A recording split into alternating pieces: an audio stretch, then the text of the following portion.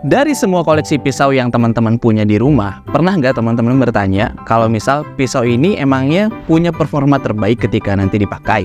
Kalau misal teman-teman ya pernah bertanya kayak gitu, pernah nggak teman-teman bertanya-tanya lagi gimana caranya si maker ini bikin pisau sampai punya performa sehebat ini teman-teman? Di episode kali ini di Aquila Knives akan dibahas kasta tertinggi heat treatment, yaitu cryogenic, dan apa aja manfaat yang didapat dari cryogenic dan masalah-masalah yang terselesaikan oleh heat treatment ini teman-teman. Dan selamat datang di Ayo Ngopi.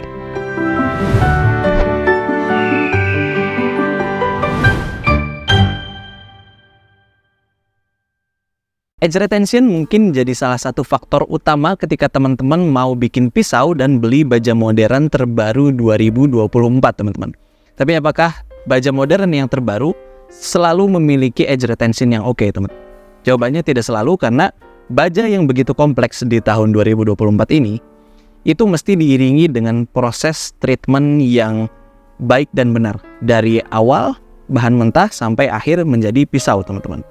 Dan teman-teman yang lagi bikin pisau sekarang nih, lagi bikin pisau bajanya modern banget, yang mahal banget, teman-teman percuma aja kalau misal teman-teman hanya pakai 1 tahun sekali terus cuma motong 1, 2, 3, 4, 5 sapi.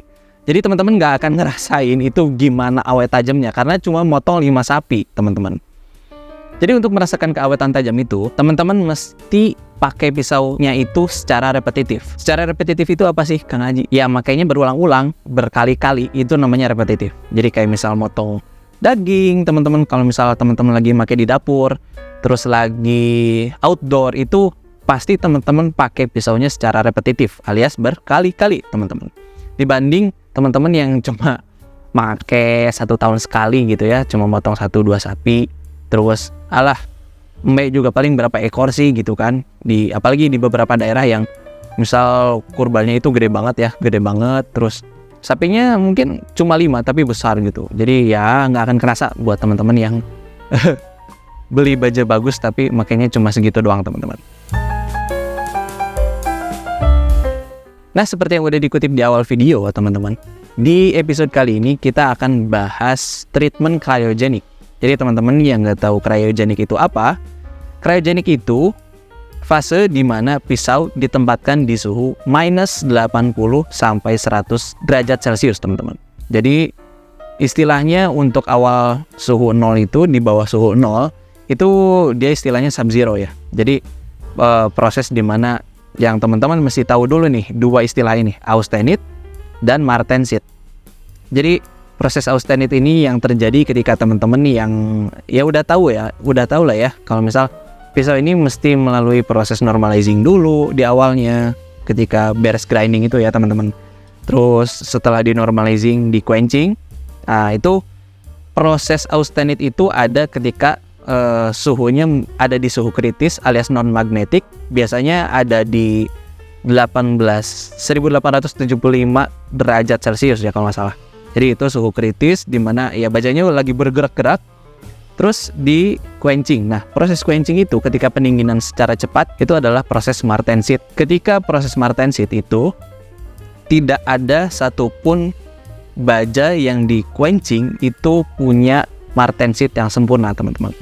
Sampai quenching sini selesai, akhirnya bajanya kan masih getas nih.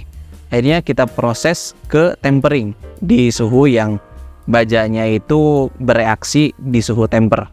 Kalau misal baja-baja kayak M390 teman-teman itu mesti di suhu yang cukup tinggi ya dibanding baja-baja 440C, N695, K110 itu di suhu 150 derajat Celcius sampai 250 itu udah kena gitu temperingnya dibanding dengan baja M390 dan sekelas lainnya gitu ya teman-teman. Karena di proses martensit yang barusan tidak ada yang sempurna, sekali lagi, walaupun nanti setelah proses cryogenic pun nggak ada yang sempurna ya, satu pun pisau nggak ada yang sempurna untuk menciptakan martensit yang 100% gitu teman-teman. Nah, untuk menyempurnakan si martensit yang barusan, karena dia setelah proses quenching terus ditemper, dia masih punya austenit yang lebih teman-teman. Jadi untuk menyempurnakan martensit ini, si sub-zero ini, proses cryogenic ini dia akan menyempurnakan martensitnya lebih banyak, tidak 100% ya, sekali lagi, tidak 100%, tapi menyempurnakan lebih banyak martensit, sehingga proses yang disebut cryogenic ini bisa memaksimalkan dari tingkat ketajamannya, tingkat tahan karatnya teman-teman. Itu akan meningkat di semua baja yang punya kromium yang mungkin dibilang di atas 4% kali ya. Nah, karena itu nanti kita bahas di akhir-akhiran ya, di akhir-akhir video si kekurangan cryogenic ini teman-teman. Nah, jadi teman-teman yang punya pisau-pisau Cina mungkin lebih oke kalau misal si pisaunya itu di treatment ulang sampai cryogenic teman-teman. Itu rekomendasi banget karena saya baca-baca di artikel dan beberapa sumber di video YouTube ya teman-teman, dari knifenerds.com. Nanti teman-teman bisa baca deh kalau misal teman-teman yang hobi baca artikel-artikel bahasa Inggris. Di sana lebih lengkap daripada artikel-artikel di Indonesia teman-teman. Jadi ya kita udah ketinggalan beberapa puluh tahun ya daripada negara-negara lain gitu. Ya mungkin ini saya bahas untuk kita lebih upgrade lagi aja. Nah, barusan saya mau sih, pisau dengan kandungan kromium yang lebih tinggi punya performa lebih bagus 100 sampai 300%. Ini sekali lagi range ini saya kasih tahu sama teman-teman itu dari artikel-artikel yang saya baca semuanya dan video-video yang menyebutkan kalau cryogenic ini bilangnya 250 sampai 300%. Nah, di episode kali ini saya udah sediain 2 pisau teman-teman. Ini punya lading landep ya. Jadi teman-teman, ini bukan pisau rekayasa yang dibuat jelek biar ngebagus-bagusin si cryogenic ini teman-teman. Jadi ini nih ya, kalau teman-teman gak percaya, ini pisaunya pesanan punya lading landep bahan 440C. Ini Skinner ya, Skinner dia model apa ya? Ya niru-niru Victo gitulah. Yang satunya ini cryogenic teman-teman. Ini sama juga bahan 440C. Jadi untuk ngetes yang barusan saya bilang, yang saya bilang itu juga sesuai artikel yang saya baca. Ini saya udah siapin. Ini dia ya. Ini tambang dadung teman-teman yang udah diisolasi di lakban kertas. Jadi biar nanti pas motongnya itu nggak berceceran, karena si tambang dadung ini kalau nggak dibuat kayak gini bakal susah buat dipotongnya. Oke, langsung aja ke video performanya.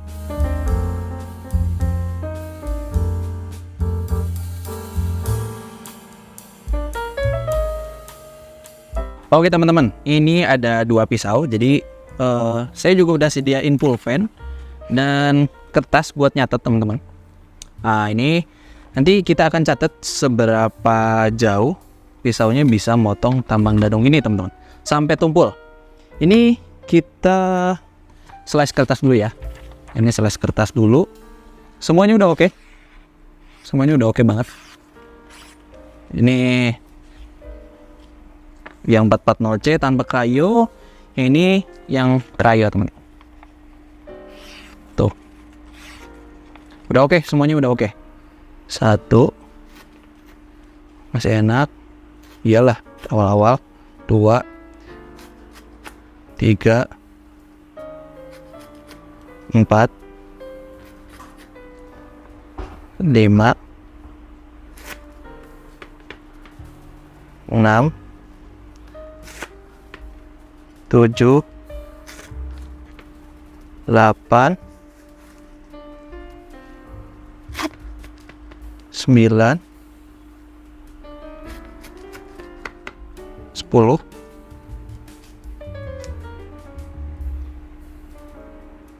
1, 2, 3, 4, 5, 6, 7, 8, 9, 10. Oke, nih kita tulis 1.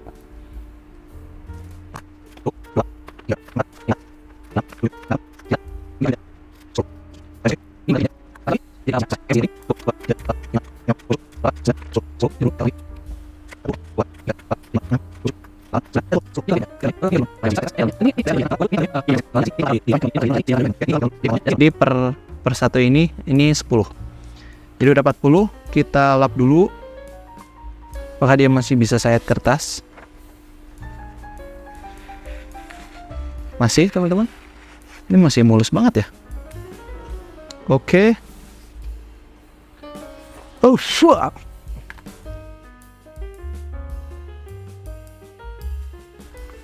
Kita push terus. 2 3. Kita slice lagi ke kertas.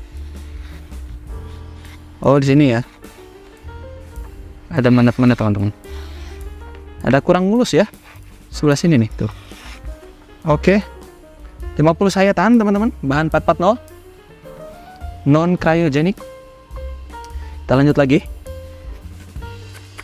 1 2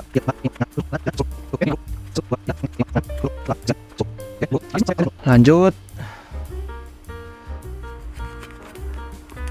Pokoknya udah. Tuh. 2. Ini udah tumpul nih teman-teman ya. Di 73 udah tumpul. Kita, oh iya betul. Nah, ini tumpul nih. Tuh, udah nggak masuk. Dia mesti disayat benar-benar dia baru. Oke. Tumpul di 73. Teman-teman. Ini 440C non cryogenic 73 tumpul.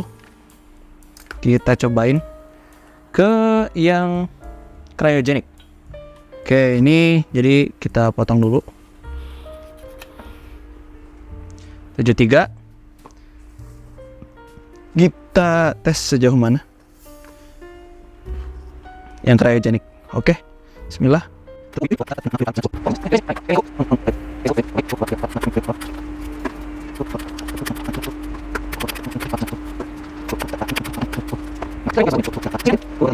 Delapan, 9, 10.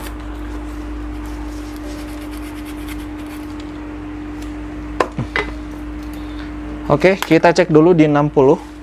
Apa masih tajam, teman-teman? Kita bersihin dulu.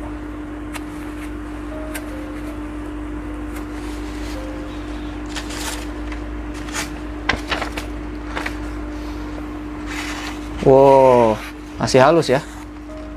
Masih halus, mantap. Masih halus.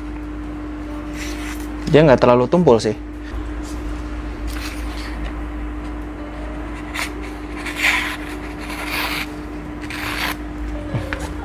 Oke, kita lanjut ke 70.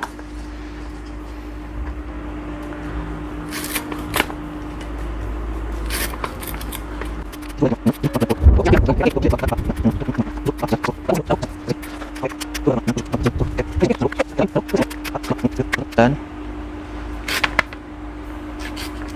10. Ini masih bisa ngating loh teman-teman.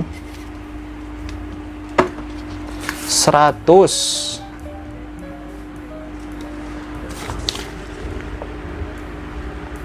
Ya teman-teman bisa lihat ya, 100 teman-teman. Cryo nih 440C, senggol dong. Masih tajam aja nih.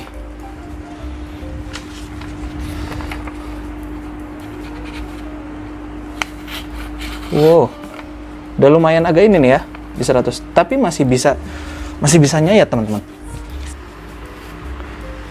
Nah, kira-kira teman-teman bisa dihitung-hitung nih. Bedanya udah hampir mau 30.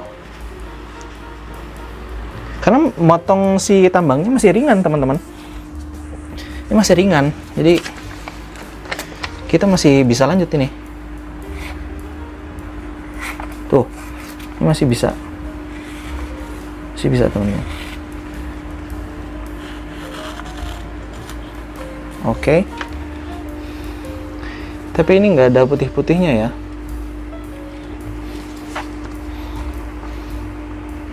Kita push sampai gempor teman-teman, sampai benar-benar berat, baru kita udah.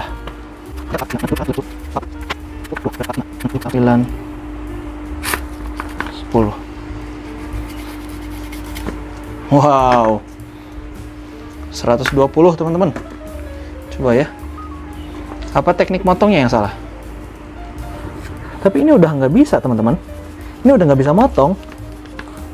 Ini udah nggak bisa motong. Aduh. Ini udah tumpul, bener-bener tumpul ini. Udah kelihatan putih-putihnya, teman-teman. Kelihatan nggak ya? Tuh, udah putih. Ini biar kelihatan kali ya. Tuh. Bedanya jauh, teman-teman. Ini udah putih. Yang kiri udah putih, yang kanan belum. Ini kotoran-kotoran aja ya. Tuh. Wow. Sejauh itu bedanya, teman-teman. Ini 120 masih ongoing ini. Wow. Ini udah benar-benar berat motongnya. Udah nggak bisa. Ini udah nggak bisa motong, teman-teman. Ini dipotong segini pun nggak putus-putus. Tuh. Ini ditambah 2 lagi nggak sampai bawah. Oke. Kita eliminasi. Kita lanjut lagi, teman-teman. Ini kita buang dulu ya. Tuh, ini masih bisa motong. Ini masih bisa motong.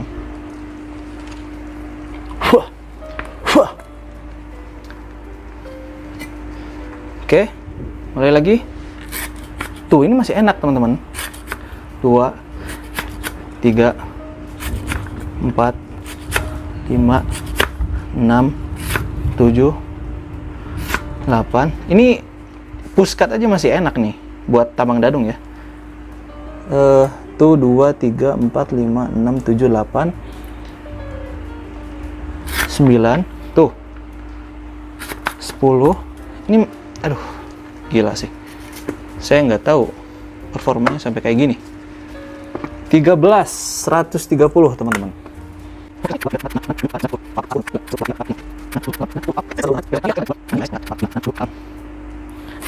Sembilan, 10. Wow. 16, guys. 16. Oh my god, gila sih ini.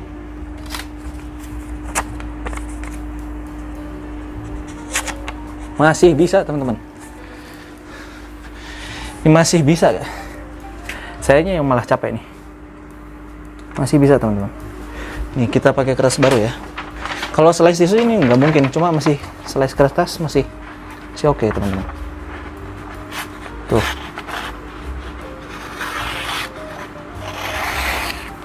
Walaupun emang ya nggak semulus awal. Ditambah ini banyak lem-lemnya, teman-teman ya. Ini kalau misal dibersihkan, apalagi kalau misal di stropping ya. Coba kita stropping. Apakah licik? Entah. Saya cuma pengen bersihin doang. Kalau yang barusan, yang non cryo, mau di stropping juga nggak akan bisa itu, karena udah putih. Gitu, teman-teman. Coba kita coba lagi.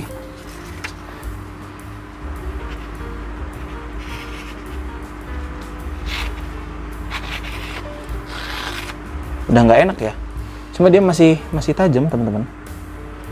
Dia masih tajam.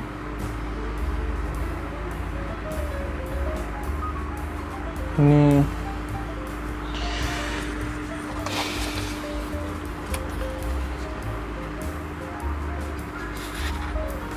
dia udah nggak gigit tapi ya. Ini saya review jujur aja sih. Cuma buat motong tambang dadung masih bisa ya.